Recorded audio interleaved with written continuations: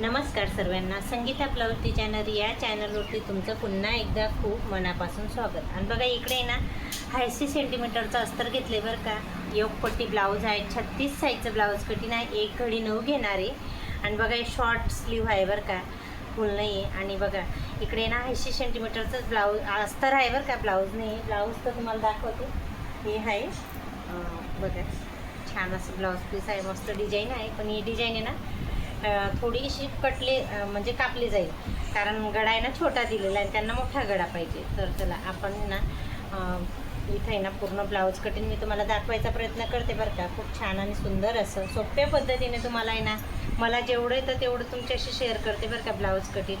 आणि बघा इकडे ना एक घडी 9ची घ्यायची, 36 साईजचं ब्लाऊज कटिंग आहे. तर ते बघा इकडे 9 घेतलेली आणि 2 इंच इकडे जास्तीचा कपडा घेते. असं आहे ना 4 फोल्ड करून घेते ना, आता आहे ना कट करून घेते.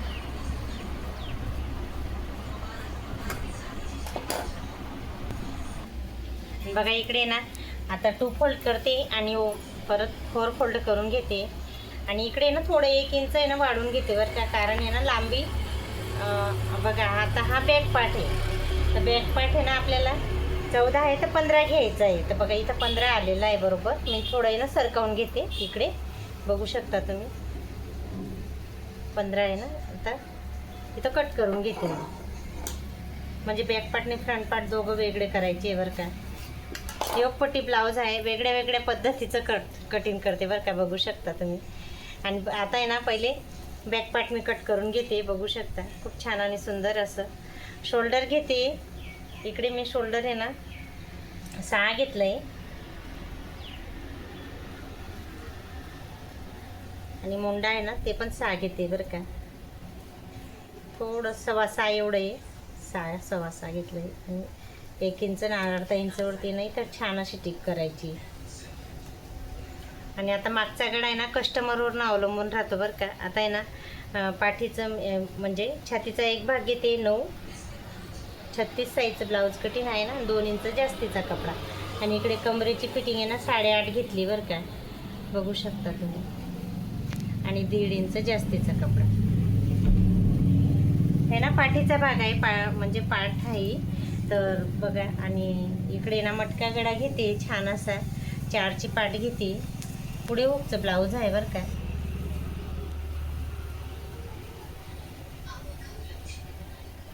थोडासा आहे ना इथून डीप घेतला, कारण कस्टमरने सांगितलं की थोडा नॉर्मल घ्यायचा असं. 4चा इथून मी हे केलेलं आहे, टिक केलेली.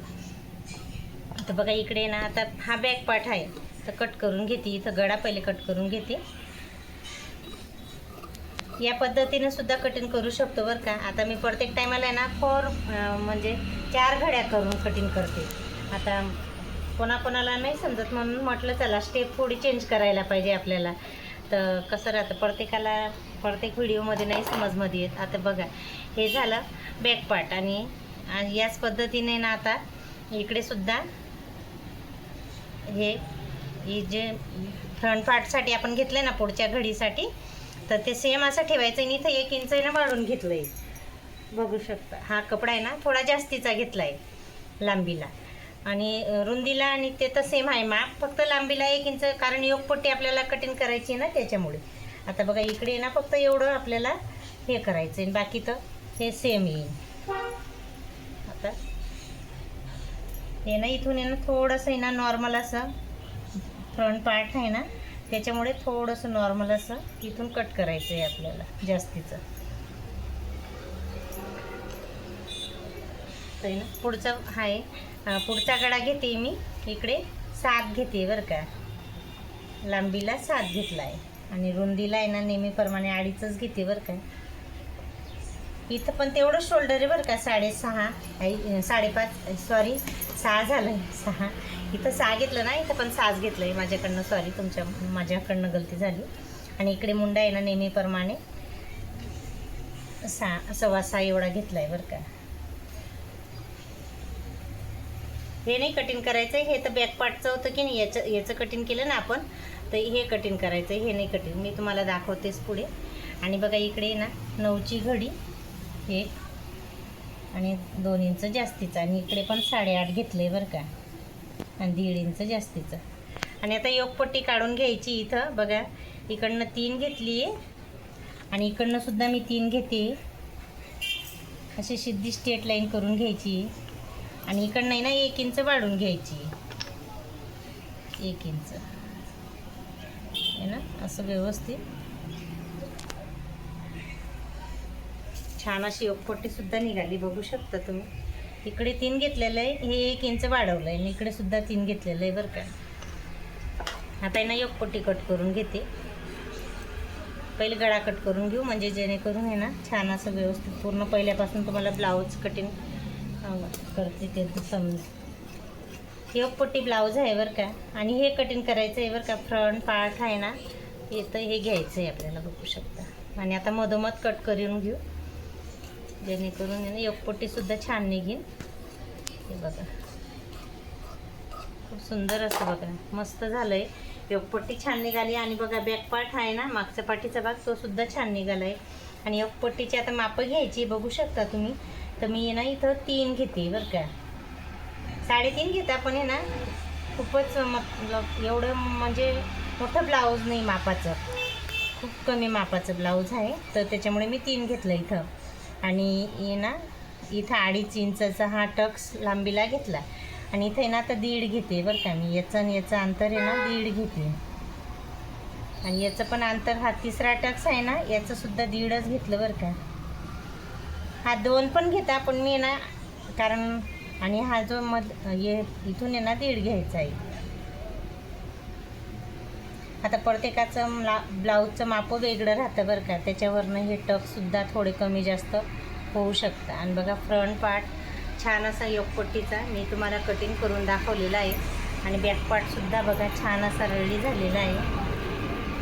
बघू शकता. आणि आता स्लीवसुद्धा कटिंग करून घेऊ बरं का. आणि बघा स्लीवचं आता आहे ना रुंदी कशी काढायची आहे. तर बघा इथे 1 घडी आली ना, 9ची आली, तर इथं 8.5 घेऊ आपण रुंदी बरं का स्लीवसाठी. तर बघा इकडे 8.5 घेतली मी. थोडं कमी करते. हां बघा आता 8.5 घेतली रुंदी. अर्धा इंच कमी करून घ्यायचं आहे रुंदी बरं का. स्लीवची लांबी ना कस्टमरवरनं राहते. 4 फोल्ड केलं आहे बरं का इथं मी. बघू शकता. तर 4 आहे ना, तर मी इथं 5 घेते कस्टमरची ब्लाऊज. आणि इकडनं सुद्धा मी आहे ना 1.5 इंच घेते बरं का. हे बघा 1.5 इंच खालून घेतलं आहे. आणि छान असा मस्त मच्छी कट द्यायचा आहे इथून. आणि ना दंडघेर किती आहे ते पण मापून घ्यायचं आहे. 6 आहे आणि 1.5 इंच जास्तीचा कपडा. तर बघा छान असं मस्त स्लीवचं माप.